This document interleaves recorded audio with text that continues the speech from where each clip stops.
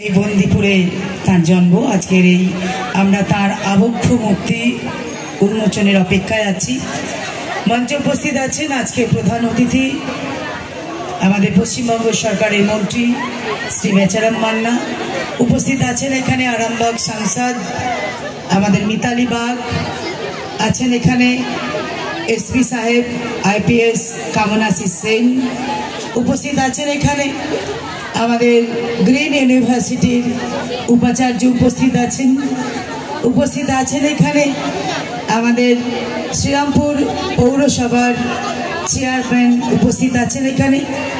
এছাড়াও উপস্থিত আছেন বিশিষ্ট ব্যক্তিবর্গ, একদম মঞ্চ আলো করে উপস্থিত হয়ে আছেন।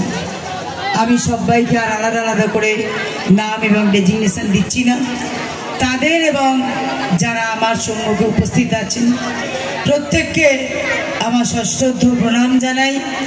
আজকের এই বিশেষ দিনে খুব আনন্দ হচ্ছে, খুব গর্ব হচ্ছে যে এমন একটা জায়গায় মানুষের সেবা করার আমাকে সুযোগ করে দিয়েছেন, যে জায়গায় জন্মগ্রহণ করেছেন আচার্য সতীশচন্দ্র মুখোপাধ্যায়। মনে হচ্ছে যেন সেই ইতিহাসের সেই পুরনো